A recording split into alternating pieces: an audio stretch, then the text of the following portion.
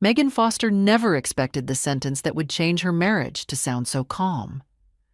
"The freeloading ends today," Luke said. He did not raise his voice. He did not look angry.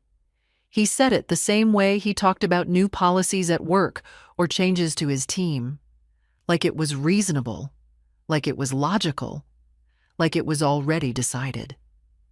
They were standing in the kitchen of their Chicago apartment, the place Megan had turned into a home for 6 years. The smell of rosemary and garlic still hung in the air from dinner. Megan was drying a plate when Luke spoke. "I just got promoted," he added. Like that explained everything. Megan slowly placed the plate on the rack. She did not turn around right away.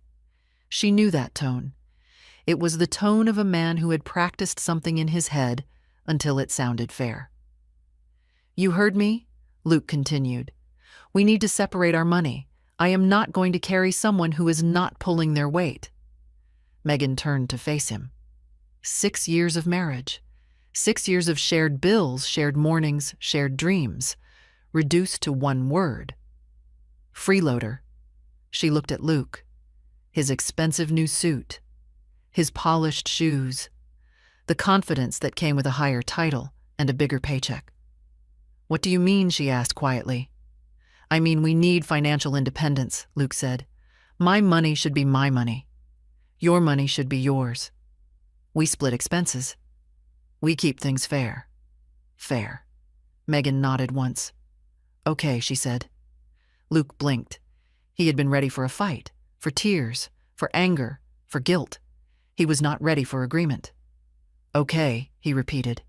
"Yes," Megan said. "Separate accounts. We split everything 50-50. That is what you want, right?" Luke smiled. Relief washed over his face. "Exactly." Megan turned back to the sink. What Luke did not know was that she had already started counting. Every dollar she had paid, every bill she had covered, every invisible thing she had carried while he climbed. 3 weeks from now, he would regret every word he just said. But right now, he thought he had won. And Megan let him believe it.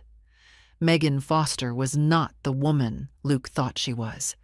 To him, she was just a teacher, a simple job, a steady paycheck. Nothing impressive compared to his corporate career. That was the story he told himself. It was also the story his mother loved to repeat. What Luke never bothered to look at was everything behind it. Megan taught at a private school during the day, but in the evenings and on weekends she ran her own tutoring business. Wealthy families paid her to prepare their children for college. Business owners hired her to polish their teenagers for elite schools. Some of her clients paid more for 1 hour than Luke spent on a nice dinner. The money went into the joint account. Quietly. No announcements, no applause. Megan also ran the house. She paid the bills. She tracked subscriptions. She booked doctor appointments. She handled repairs when something broke. She made sure groceries appeared in the fridge and clean clothes appeared in the closet. Luke never saw the work. He only saw the result. Dinner on the table, lights on. His suits cleaned. His social calendar organized. His mother's birthday remembered every single year. Luke thought those things just happened. They did not. They happened because Megan made them happen. While Luke built his career, Megan built the system that allowed him to do it. She absorbed stress so he could focus. She spent money so he would not have to think about it. But when people stop seeing the system, they start thinking the system is free. That was how Luke came to believe his life ran on his salary alone. That was how he came to call the woman who held everything together a freeloader. And Megan was about to let him discover how wrong he was. Luke did not come up with the idea of separating money on his own. It was planted. His mother, Patricia Foster, had been whispering into his ear for months, always gently, always disguised as concern. "You work so hard," she would say. You deserve to enjoy what you earn. You should not have to support another adult." She never raised her voice. She never accused Megan directly. She simply kept repeating the same idea until it sounded like truth. Patricia believed a wife should orbit her son, not stand beside him. In her world, men brought home money and women were supposed to be grateful. When Megan paid for things, it made Patricia uncomfortable. It did not fit the picture she wanted. At family lunches, Patricia praised Luke for his ambition. She talked about his future, his career, his success. Megan sat at the same table but felt invisible. When Luke got his promotion, Patricia was thrilled. To her, it was proof that he no longer needed to depend on anyone. "This is your moment," she told him. "Now you can finally take control of your life." Control was the word that stuck. By the time Luke walked into that kitchen and told Megan the freeloading ends today, he believed he was doing something brave. He believed he was standing up for himself. What he did not understand was that he was standing on the very person who had been holding him up all along. And when that support disappeared, everything was going to start falling. 2 days later, Megan and Luke sat side by side at the downtown bank. The building was quiet and polished. Soft lighting, clean desks, the kind of place designed to make money feel safe. A woman named Jennifer greeted them with a professional smile. She was in her 50s and had the calm voice of someone who had seen many couples arrive in moments like this. "So you would like to separate your joint account into 2 individual accounts," she said. "Yes," Luke answered immediately. Megan did not rush. She simply nodded. Jennifer typed for a moment, then looked up. "How would you like to divide the current balance?" Luke turned to Megan. He expected her to hesitate, to suggest something generous, to step back the way she always did. Half Megan said. Luke froze. Half he repeated. 50-50, Megan said evenly. "That is what fair means." There was a brief silence. Jennifer waited. Luke glanced at the screen as if the numbers might change. "Fine," he said. Half. Papers were printed. Forms were signed. Their shared account was about to become history. Jennifer explained how the money would be transferred, how new cards would arrive, how future deposits would go into their separate accounts, and household expenses, Jennifer added. How would those be handled? "We split them," Luke said. 50-50. Megan reached into her bag and pulled out her phone. "Then we should track them." "Track them?" Luke asked. "A shared spreadsheet," Megan replied. "Every grocery run, every household item, every bill. We record it and settle at the end of the month." Luke hesitated. This was not the kind of independence he had imagined. But he nodded. Megan created the file right there. Date, item, cost, who paid. She shared it with Luke. "A fresh start," she said. Luke smiled, but something in his eyes had shifted. For the first time, he was beginning to sense that what he had started was not a victory. It was a test, and he had no idea how badly he was going to fail it. The changes began quietly. Megan did not announce anything. She did not argue. She simply stopped doing what she had always done. On the first night, she cooked dinner for herself and left Luke a note that said there was pasta in the pot if he wanted some. Luke stared at the kitchen in confusion. He was used to plates appearing in front of him, used to meals being warm and ready. He served himself. He could not find the sauce. He reheated it even though it was already hot. The next morning, Megan made coffee only for herself. Luke poured instant coffee into his mug and frowned at the taste. Groceries were another shock. Megan bought what she needed: vegetables, simple meals, healthy portions. Luke went shopping on his own and came back with frozen food and random items that did not go together. By the end of the week, he had spent more on food than Megan had all month. The spreadsheet filled quickly: paper towels, soap, cleaning supplies, snacks, bottled drinks. Luke had never noticed how many small things kept a home running. Now he was paying for all of them. He also had to clean. When he tried to wash clothes, he mixed everything together. White shirts turned gray. He stared at the machine as if it had betrayed him. "I did not know you had to separate them," he said. Megan did not smile. "I have been doing it for 6 years," she replied. Luke grew tired, irritated, restless. Not because Megan was cruel, but because for the first time in his adult life he was responsible for himself, and responsibility was heavier than he ever imagined. 3 weeks after the bank visit, Luke reminded Megan that his sister was coming for dinner. Lydia and her husband were driving in from the suburbs on Sunday afternoon. They always ate at 5. They always expected a proper meal. "You know how Lydia likes things," Luke said. "Dinner needs to be ready on time." Megan did not look up from her laptop. "I am not cooking." Luke stared at her. "What do you mean you are not cooking?" "Your guests. Your money. Your responsibility," Megan said. "This is ridiculous," Luke replied. "You have always cooked," before Megan said calmly. "Now we have separate finances." Luke did not argue. He went to the store that evening for the first time in years. He was gone for hours. When he came back, he looked exhausted and confused. The bags were filled with random food: cold cuts, bread, a pie that was already dented. "How did you do this every week?" he asked. Megan simply shrugged. On Sunday at 5, Lydia walked in and immediately wrinkled her nose. "Where is the roast?" she asked. "I do not smell anything cooking." "We are doing something simple," Luke said. Lydia looked at the table. "Plastic containers, store bread, no hot food." "What is this?" she demanded.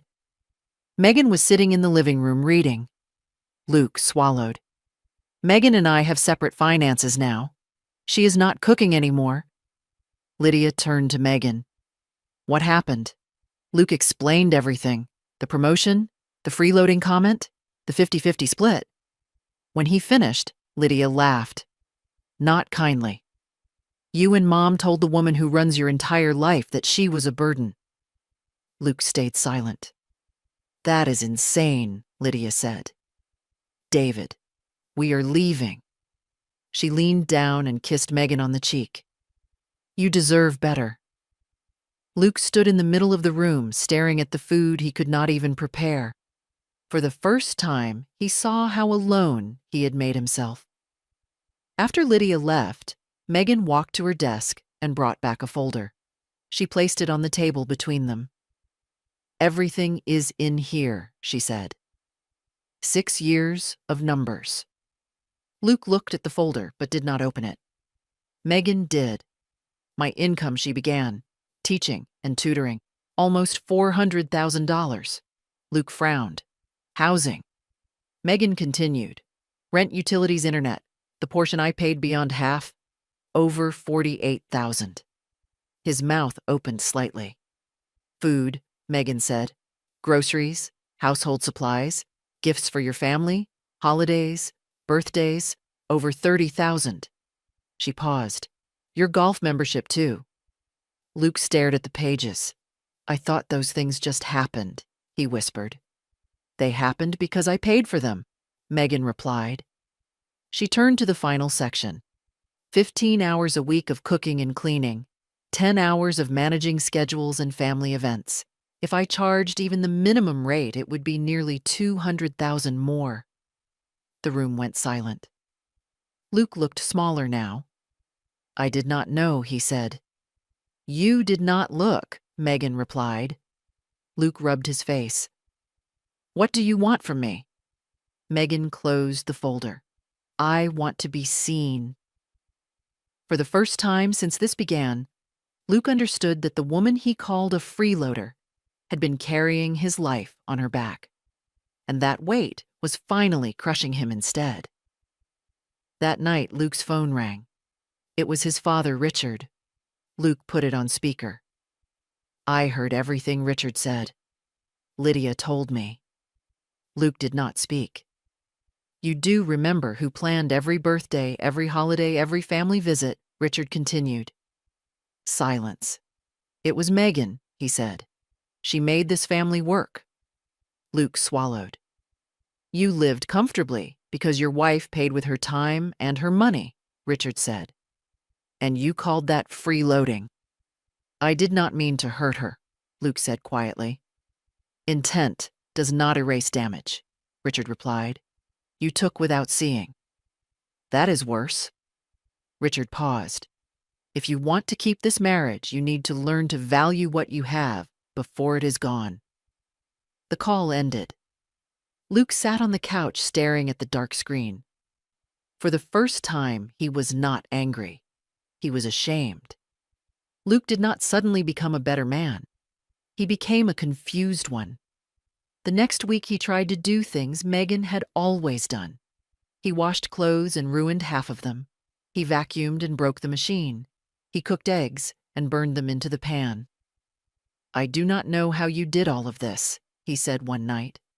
Megan answered without emotion. I had no choice. Luke began to feel the weight of his own life. Grocery lists, cleaning schedules, bills, work. Nothing felt simple anymore. He came home tired in a way he never had before. Not tired from meetings, tired from existing. One evening, he sat down at the table and stared at the spreadsheet. This is all of it, he asked. Yes, Megan said. He closed the laptop slowly. I thought I was carrying everything he said. But I was not carrying anything. Megan did not respond. Luke started writing a list, 3 pages long. Things Megan had done, things he had never noticed. He handed it to her the next morning. I was wrong, he said. I was blind. Megan looked at the pages. She did not forgive him, not yet. But for the first time, Luke was finally learning what partnership actually meant. 6 months passed. The house did not magically become perfect.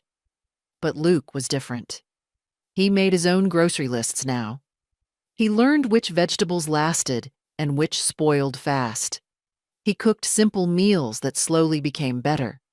He washed clothes in separate loads. He cleaned without being asked. Megan no longer reminded him. She also no longer carried him. Luke felt the difference every day. The effort it took to keep a life running. The quiet work that had once been invisible to him. One evening, he sat down and sighed. I do not understand how you did this while also working full-time, he said. Because someone had to, Megan replied. Luke nodded. For the first time in his life, he respected the weight Megan had carried. Not as an idea, but as something he could finally feel. Patricia came over one Sunday afternoon. She did not arrive with her usual confidence. She sat across from Megan and folded her hands. I was wrong, she said. I judged you without knowing anything. Megan waited. I told Luke things I should not have said, Patricia continued. I made you sound small. Megan met her eyes. You did. Patricia swallowed. I am sorry. It was not loud. It was not dramatic. But it was real. Megan nodded once. Thank you for saying that, she replied. Luke watched quietly. For the first time, his mother was not in control of the story. Megan was. Luke stood in the kitchen one morning making coffee the right way. Megan watched him for a moment before speaking. They had not gone back to a joint account yet. They had not erased what happened, but they had rebuilt something better. I got offered another promotion, Luke said. Megan looked up. I did not say yes yet, he added. I wanted to talk to you first. That was new? I do not want success if it costs us again, Luke said. Megan stepped closer. I was never against your ambition, she said. I was against being invisible. Luke nodded. We can hire help. We can adjust schedules. We can share the load. That is what partnership means, Megan replied. Later that day, Luke asked about going back to a joint account. Only if respect stays, Megan said. It will, he answered. Some stories end with someone walking away. This one ended with two people learning how to finally see each other. If this story spoke to you, like, share and comment.